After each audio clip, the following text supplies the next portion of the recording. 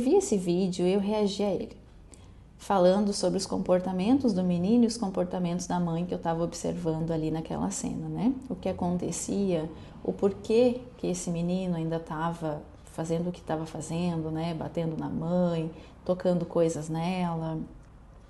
E os comentários foram variados, foram milhares, mas me deixaram bastante triste por ver o quanto as pessoas ainda desconhecem o autismo, desconhecem o fato de que uma pessoa com autismo que tem grandes dificuldades de se comunicar, essa pessoa, com muita probabilidade, ela vai emitir comportamentos problemáticos, né? E não é uma simples falta de limite, né? Não é que a pessoa não tenha respeito pela outra, é porque realmente ela tem uma dificuldade muito grande em estabelecer uma comunicação. E quando a gente fala desse déficit da comunicação, e na minha reação não deu tempo, né, de esclarecer um pouco mais sobre o que seria uma intervenção nesse caso, né?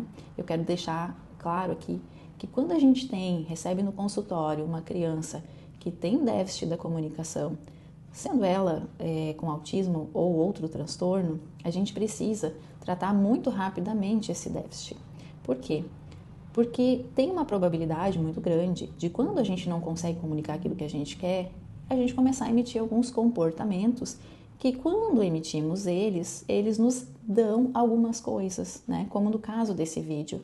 Enquanto o menino batia na mãe, né, arremessava coisas nela, ela se aproximava, ela dava uma atenção. E a atenção é isso, é eu me aproximar, eu me dirigir para aquela pessoa, né, seja eu apenas olhando ou até mesmo falando e tocando, isso é atenção. Então, assim, quando a gente tem esses comportamentos problemáticos, eles sempre vão ter uma função, sempre vão ter um porquê que eles estão acontecendo. E geralmente é para comunicar. Comunicar as coisas que eu quero ou até aquelas coisas que eu não quero. E é muito importante que a gente faça um trabalho para extinguir esses comportamentos problemáticos e aumentar o repertório comunicativo.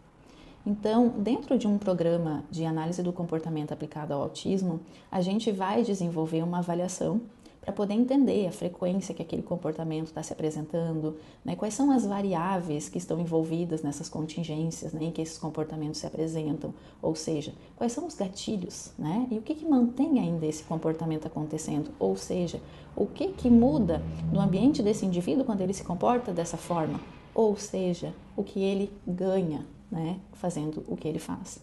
Então, a gente vai fazer uma avaliação e vai montar uma intervenção pensando em extinguir tudo que é problema, né, tudo que é problemático, mas a gente não pode trabalhar só com a extinção, porque não vai extinguir, né? Eu preciso dar um outro comportamento mais adaptativo, que é, no caso, a comunicação. Então, se essa pessoa, ela faz o que ela faz, né? Vamos nomear, ela bate, ela arremessa coisas na outra pessoa, porque tem uma função de comunicar aquilo que ela não está conseguindo expressar, eu tenho que dar o direito dela de ela comunicar, né? Então, se eu tirar esse tipo de comunicação que a gente fala de inapropriado, problemático, inadequado, eu preciso trabalhar para dar uma outra mais adaptativa, né? Uma comunicação alternativa para essa pessoa. Então, no mesmo momento em que eu estiver trabalhando para extinguir comportamento problemático que tem função de comunicar, eu vou precisar estar trabalhando para aumentar o repertório de comunicação.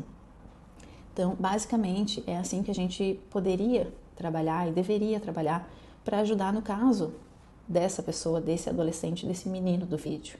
Muitas pessoas perguntaram, né, como fazer. Então, um dos jeitos, né, é isso que a gente pode fazer para estar ajudando. No caso do menino do vídeo, a gente não sabe se ele tem um acompanhamento ou não, né, mas que essa família e esse menino precisam sim de um acompanhamento.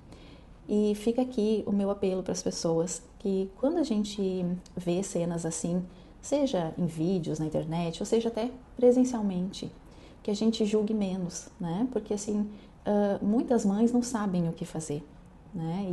E tentam fazer o seu melhor todos os dias. Mas é um papel do Estado, é um papel também do governo, né? Poder dar acesso a essas pessoas, né? Que elas tenham tratamento de qualidade. E que a gente, então, comece a julgar menos.